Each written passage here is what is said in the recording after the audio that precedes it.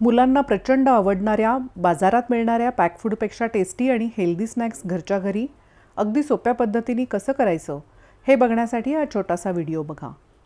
इतके कुरकुरीत चिप्स खाऊन मुलंच काय मोठेही खुश होतील. नमस्कार, कांचन बापट रेसिपीजमध्ये तुमचं स्वागत.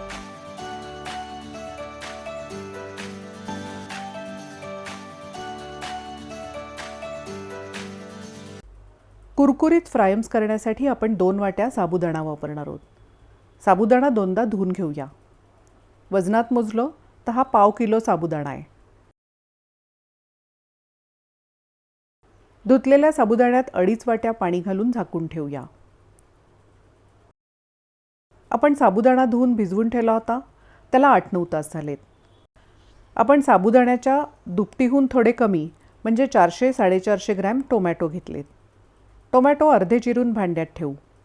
तुम्ही यापेक्षा थोडे जास्त म्हणजे 500-600 ग्रॅम टोमॅटोही वापरू शकता. चिरलेले टोमॅटो कुकरमध्ये शिजायला ठेवू.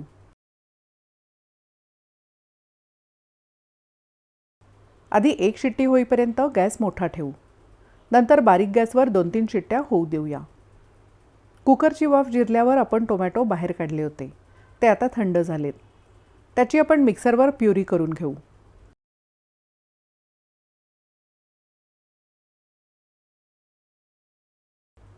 हे बघा, साबुदाणा छान मऊ भिजलाय. भिजलेला साबुदाणा कुकरमध्ये काढूया. ही 2-3 वाट्या टोमॅटो प्युरी आहे. त्यात 1 वाटी पाणी घालून ते मिश्रण साबुदाण्यात घालून सगळं मिक्स करून घेऊ. चिकटलेला सगळा साबुदाणा सुटा करून घेऊ. जास्त पाणी घालायच्या आधी साबुदाणा असा सुटा करणं सोपं जातं. 2 वाट्या साबुदाण्यासाठी 4पट किंवा 5पट पाणी घालायला लागतं. पण आपण ते एकदम न घालता हळूहळू साबुदाणा थोडा सुटा झाल्यावर घालू. आत्ता आपण गॅस थोडा मोठा ठेवला आहे. आता साबुदाणा पूर्ण सुटा झाला आहे. आता यात परत 2-3 वाट्या पाणी घालून मिक्स करू. गॅस मोठा ठेवल्यावर तळाशी लागण्याची शक्यता असते, त्यामुळे तळापासून व्यवस्थित ढवळायला लागतो. आतापर्यंत आपण 8-10 वाट्या पाणी घातलं आहे.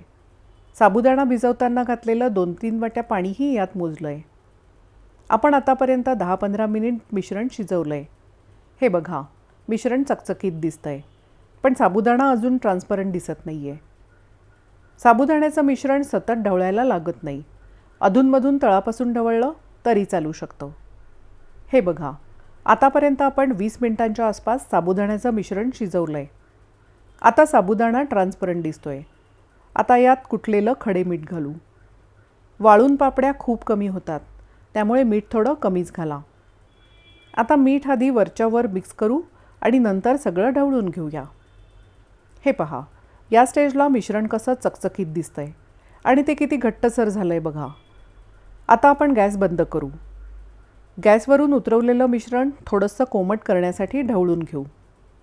मिश्रण थोडं कोमट झालं की काही मिश्रण एका छोट्या पातेल्यात ओतून घेऊ. त्यात काही ड्रॉप्स लाल रंग घालून मिक्स करून घेऊ. हा उत्तम क्वालिटीचा रंग आहे. याऐवजी तुम्ही नैसर्गिक रंगही वापरू शकता. आता हा खोल डाव वापरून प्लास्टिकवर आधी छोट्या पापड्या घालून घेऊ. उन्हात कधीकधी शूटिंग चांगलं येत नाही, म्हणून मी इथेही पापड्या घालून दाखवतीये. या पापड्या तुम्ही आवडीप्रमाणे लहान मोठ्या करू शकता. आता काही पापड्या चांगल्या मोठ्या मोठ्या घालू. याचं काय करायचं हे मी नंतर दाखवते.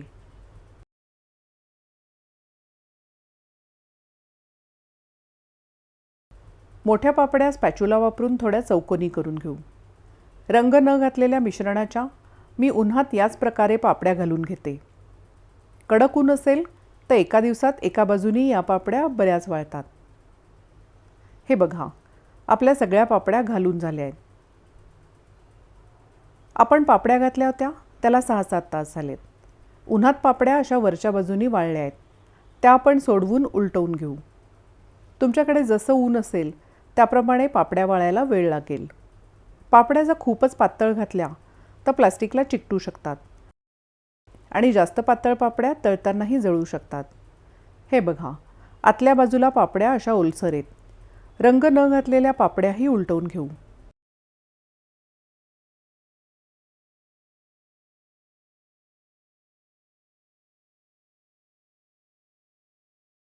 पापड्या जर अशा सहज निघत नसतील तर प्लास्टिक असं उचलून पापडी थोडी सोडवून घ्यायची.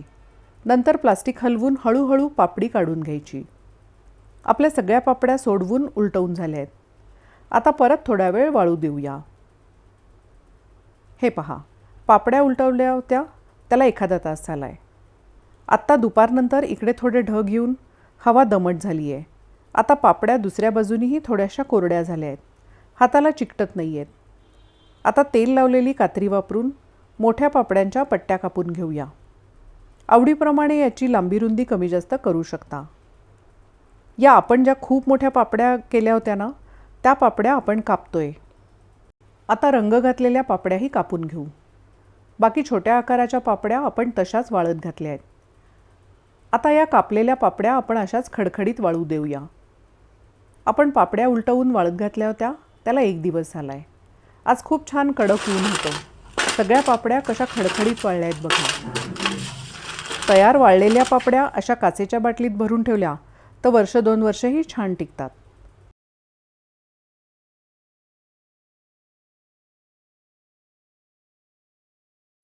रेडीमेड चिप्सची मुलांना खूप आवडणारी चव या पापड्यांना येण्यासाठी एक मस्त टेस्टी मसाला करूया. त्यासाठी या काही पावडर्स आपण वापरणार आहोत. ही थोडी टोमॅटो पावडर घालू. ही चीज पावडर आहे. चीज पावडर आपण जास्त घेतली आहे. आणि ही गार्लिक पावडर अगदी थोडी घेऊ. हे नेहमीप्रमाणे 3 प्रकारचं एकत्र केलेलं मीठ यात घालून सगळं व्यवस्थित मिक्स करू. अशा पावडर्स बऱ्याच दुकानात आजकाल सहज मिळतात. आवडीप्रमाणे मिक्स करून अशा पदार्थात वापरू शकतो. आता काही पापड्या तळून दाखवते. कोणतीही पापडी तळताना कढई पसरट असेल तर पापडी फुलायला अडचण येत नाही. आधी या कापलेल्या छोट्या पापड्या तळू. वाव, हे बघा, पापड्या कशा मस्त फुलून येत आहेत. तळलेल्या पापड्या नीट निथळून घेऊ. सोडा, पापड खार असं कृत्रिम काही न घालताही अशा हलक्या पूर्ण फुलून येणाऱ्या पापड्या तयार झाल्या आहेत. मी कढईत फार जास्त तेल घातलं नाही आहे. जस्ट पापड्या नीट फुलण्यासाठी पुरेसं होईल एवढं तेल आपण घातलं आहे. आता मोठ्या पापड्या घालू. हे बघा किती छान फुलत आहेत पापड्या. या केशरी पिवळ्या दिसत आहेत. यात आपण थोडा खाण्याचा रंग घातला होता. आणि या हलक्या गुलाबी दिसत आहेत. या टोमॅटोच्या नैसर्गिक रंगाच्या पापड्या आहेत. बघा, आपल्या सगळ्या पापड्या तळून झाल्या आहेत. आता यावर आधी तयार केलेला मसाला घालूया. पापड्या तळल्यावर लगेच असा मसाला घातला की तो त्यावर छान चिकटतो. पापड्या अशा लगेच खाऊ शकता किंवा थंड झाल्यावर डब्यात भरून ठेवू शकता. आपण जो मसाला केला त्यात आपण वापरलेल्या पदार्थांशिवाय पिठी साखर, जिरं पावडर, मिरे पावडर, जिरावण, चाट मसाला असं काहीही वापरू शकता. तयार वाळलेल्या पापड्या अशा काचेच्या बाटलीत भरून ठेवल्या तर 1-2 वर्षही छान टिकतात. तुमच्या मुलांच्या आवडीप्रमाणे या मिश्रणाचे वेगवेगळ्या आकाराचे फ्रायम्स करू शकता. त्यात पाहिजे ते रंगही वापरता येतील. आजचा व्हिडिओ तुम्हाला कसा वाटला ते मला नक्की सांगा. तुम्ही जर कांचन बापट रेसिपीज हे चॅनल पहिल्यांदाच बघत असाल तर ते प्लीज सबस्क्राईब करा. वेगवेगळे व्हिडिओज बघा. आवडले तर लाईक करा आणि आपल्या मित्र आणि नातेवाईकांबरोबर शेअरही करा. हॅपी समर कुकिंग.